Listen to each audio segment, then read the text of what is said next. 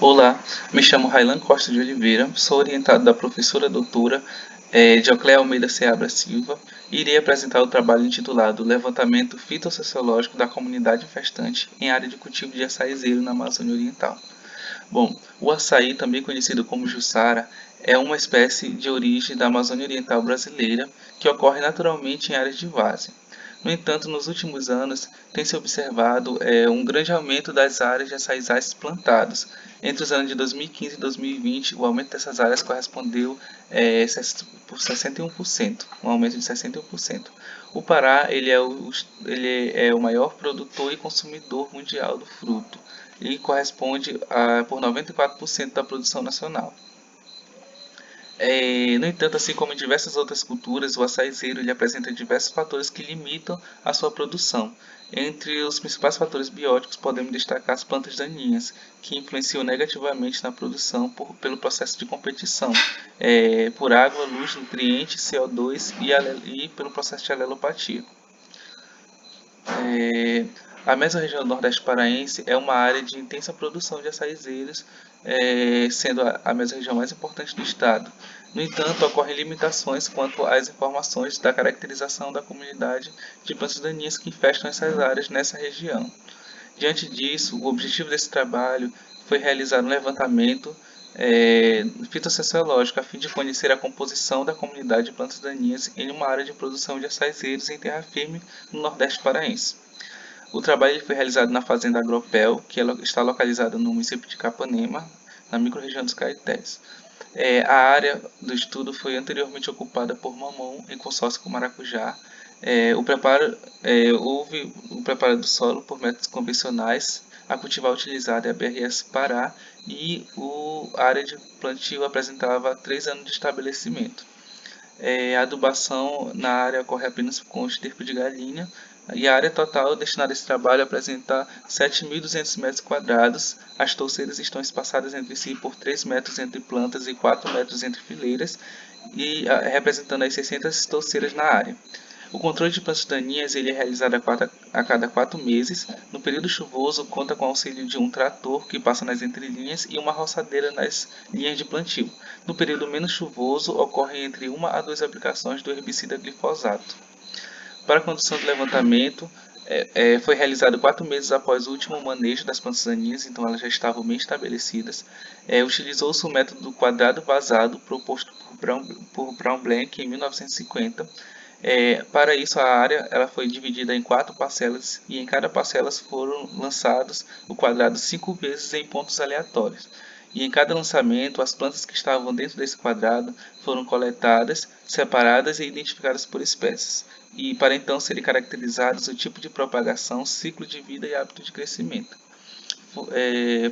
A partir disso foram calculados os índices frequência, densidade e abundância, tanto nos seus valores absolutos quanto nos seus valores relativos.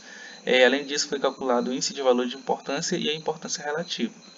Foram calculados ainda os parâmetros que consideram a massa seca, né, como a massa seca relativa e índice de valor de importância considerando a massa seca. A partir disso, a partir desse levantamento, foram inventariados 1.478 indivíduos pertencentes a 35 espécies e 18 famílias. A classe das dicotiledôneas representou 83,3% das famílias e 77,1% de todas as espécies inventariadas. Entre as principais famílias, apresentou grande destaque a família Asteraceae, com 5 espécies, o que corresponde a 14,3%, a Poaceae, com 11,4%, e as famílias Euphorbiaceae, Rubiaceae, Fabaceae e Ciperaceae, o que apresentaram 3 espécies, representando 8,6% das espécies. Nessa tabela temos exposto todas as espécies inventariadas, bem como a sua caracterização quanto à propagação, hábito de crescimento e ciclo de vida. Aqui a continuação. Bom, a partir disso, foi possível observar que todas as espécies elas se propagam de forma sexuada, sendo que a grande maioria, 83%, se propagam exclusivamente por semente. Grande parte das espécies se apresentam como herbáceo e eretro, havendo ainda uma significativa parte que se apresenta como herbáceo e prostrado.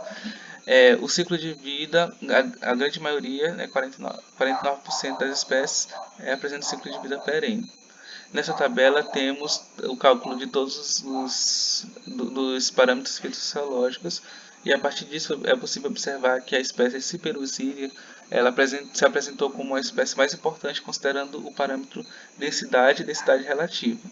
O mesmo foi observado para o parâmetro abundância e abundância relativa, onde a Ciperuzília se apresentou como a espécie mais importante, com os maiores valores, e o mesmo também para o parâmetro frequência. No entanto, as espécies Digitaria sanguinalis, Philanthus niruri e Paspalo conjugato entraram nesse rol das 5 espécies mais importantes. Nesse gráfico temos representado as 10 espécies que apresentaram os maiores índices de valor de importância e mais uma vez foi possível observar que a Ciperuzília, que é a tiririca, ela se apresentou como a espécie mais importante na área. Quanto aos parâmetros que envolvem a massa seca, foi possível observar que a espécie Climedia hirta ela se destacou, né, se apresentando como a espécie mais importante considerando esses parâmetros, seguida pela tiririca do brejo, que é a Ciperuzília, e a mícia. Diante disso, pode-se concluir que as principais famílias ocorridas na área foram as famílias Asterácea e Poácea. A maior parte das espécies elas pertencem à classe das dicotiledôneas, apresentam um porte herbáceo, ciclo anual e se propagam por sementes. A Ciperuzília ela se destacou em todos os parâmetros avaliados, sendo a espécie mais importante considerando os parâmetros densidade, abundância, frequência e índice de valor de importância. A Climedia hirta ela se destacou quando a gente passa a analisar a massa seca, apresentando grande destaque nos índices massa seca e índice de valor de importância incluindo a massa seca. Além disso, pode-se concluir que o levantamento fitossociológico é uma ferramenta ideal para caracterizar a dinâmica populacional da comunidade infestante em uma área de cultivo de açaizeiro de terra firme, tornando-se necessária para definir métodos assertivos de manejo dessas plantas daninhas. Além disso, é importante ressaltar que a mesorregião do Nordeste Paraense apresenta grande escassez de informações quanto à caracterização da comunidade infestante, havendo assim a necessidade de mais estudos relacionados a essa temática. Essas foram as nossas referências utilizadas, os nossos agradecimentos e obrigado.